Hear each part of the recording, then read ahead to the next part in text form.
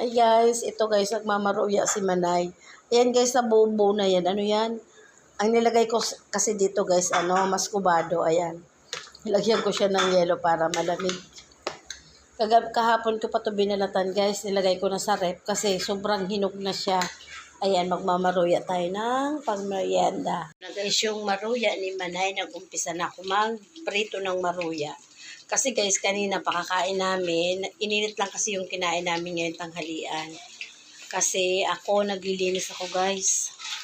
Pati doon sa labas, nagkikinutkot na naman ako ng ano doon guys, doon sa ano namin, balkon. Kung ano-ano naman ginawa ko guys. Yung kahoy guys, kasi tabingi, inayos ko, ipapakita ko yun guys. Natungan ko yun ng Santa Claus ko guys. Okay na yung aming meriendang maruya. Merienda time.